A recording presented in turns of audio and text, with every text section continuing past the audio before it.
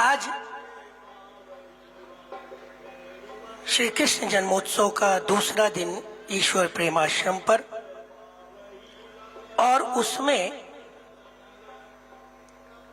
एक शब्द इस्तेमाल किया गया है, नारी शक्ति का सम्मान।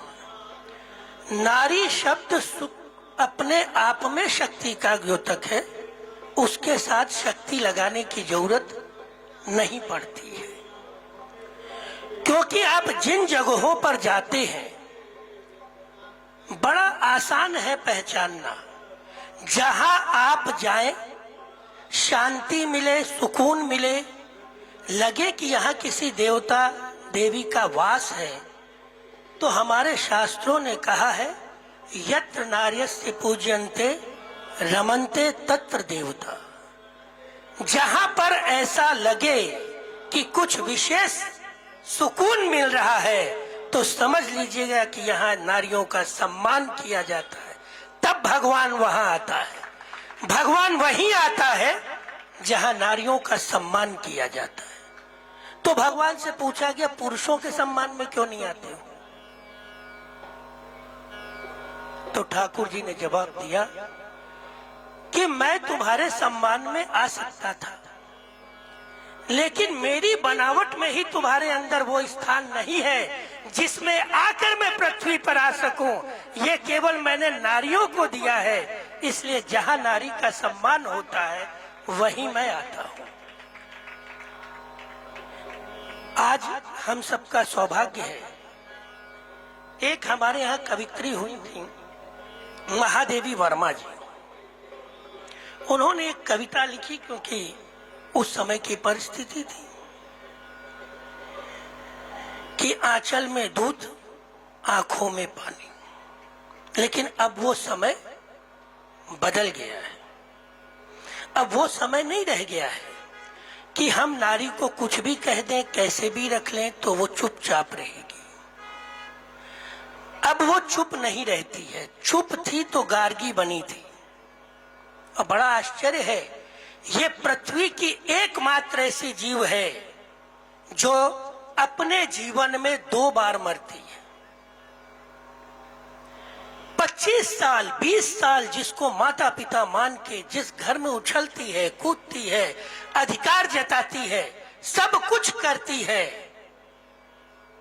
शादी के अगले दिन फिर दूसरे माता पिता, मरने के बाद जन्म लेके नए माता पिता मिलेंगे, ये बात तो समझ में आती है।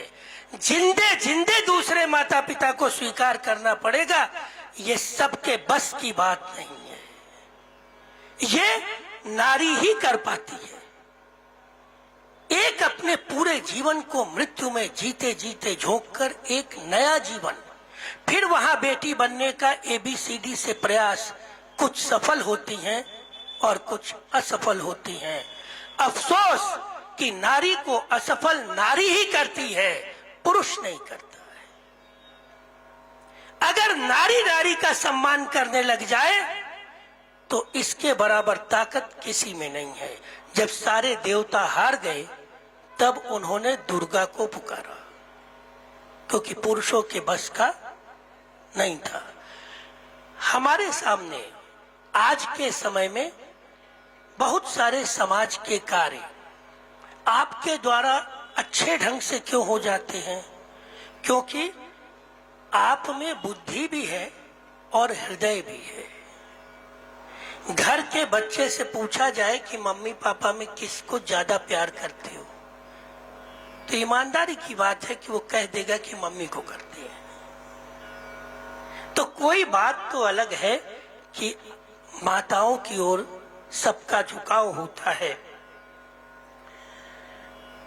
जो महादेवी वर्मा ने कहा था, अब उससे हटके कुछ बात होने लगी है। पराकाष्ठा सहनशीलता की तुमने है पार करी, धरो खड़ग अब तक हाथों में तुमने चूड़ी धरी।